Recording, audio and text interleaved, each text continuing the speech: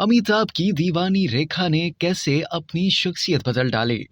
भारतीय film industry के सबसे बड़े स्कैंडल अमिताभ बच्चन और रेखा के इश्क की एक दास्तान कई दिलचस्प कहानियों से भरी पड़ी है। उनमें से एक ये भी है कि रेखा अमिताभ बच्चन की इतनी दीवानी हो गई थी कि उन्होंने अदाकार के लिए अपनी पूरी शख्सियत को ही बदल कर रख दिया। यहाँ तक कि अमिताभ के सामने खुद को खूबसूरत दिखाने के लिए वो मेकअप सीखने के लिए लंदन जा पहुंची थी। दरअसल ये 1976 की बात है, जब रेखा और अमिताभ बच्चन की फिल्म दो अनजाने 1 जनवरी को रिलीज हुई थी। ये फिल्म सुपर हिट तो साबित नहीं हुई, लेकिन कहानी, अदाकारी और हदायतकारी के एतबार से फिल्मी नक्कादों ने इसे काफी सराहा। सबसे अहम बात ये रही कि इस फिल्म के बाद रेखा को बासलाहियत अदाकारा तस्लीम कर लिया गया। इससे पहले इसके बारे में फिल्मी नक्कादों की यही राय थी कि रेखा को मुख्तसर लिबास में रक्स पेश करने और आवाम को सस्ती तफरीह फराहम करने के लिए ही फिल्मों में कास्ट किया जाता है। दो अनजाने के बाद नामवर फिल्मसाज भी रेखा की तरफ मतवज्जा हो गए। इस फिल्म में अमिताभ के साथ रेखा की जबरदस्त केमिस्ट्री को भी महसूस किया गया और फिर अदाकारा की अहमियत काफी बढ़ गई।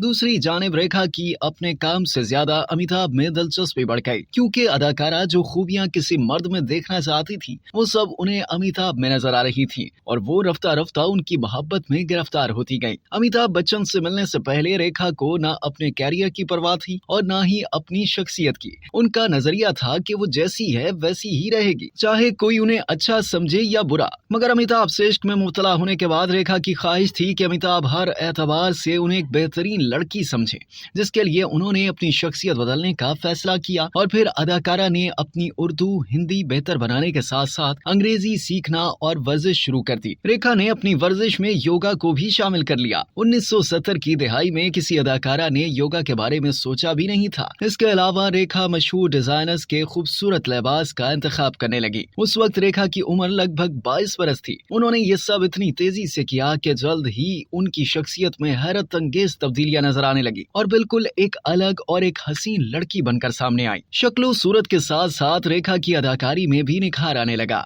हकीकी जिंदगी के अलावा फिल्म के पर्दे पर भी जलवा दिखाने शुरू कर दिए। इस जमाने में ज्यादातर अदाकाराओं का मेकअप किसी हद तक भोंडा और थिएटर के अंदाज का होता था। रेखा ने अच्छे मेकअप की जरूरत को इस शिद्दत से महसूस किया कि खुद अच्छा मेकअप सीखने के लिए लंदन चली गयी। वो अपने आप को यकसर तब्दील करने के मामले में इस हद तक संजीदा हो चुकी थी कि उन्होंने लंदन में एक मशहूर मेकअप इंस्टीट्यूट में दाखिला ले लिया।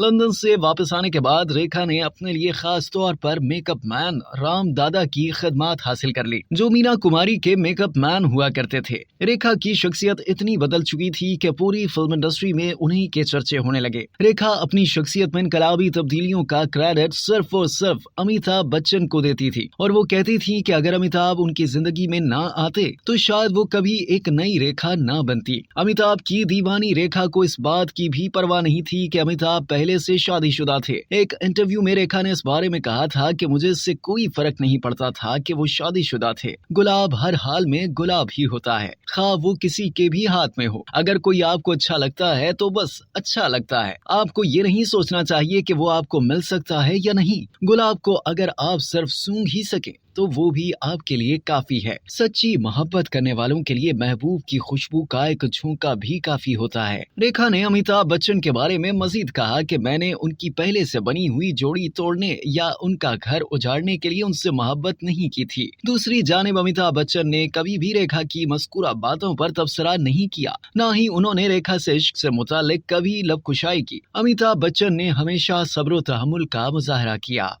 अब तक के लिए इतना ही। मजीद जानने के लिए सब्सक्राइब कीजिए डेली जंग यूट्यूब चैनल और लाइक कीजिए डेली जंग फेसबुक पेज।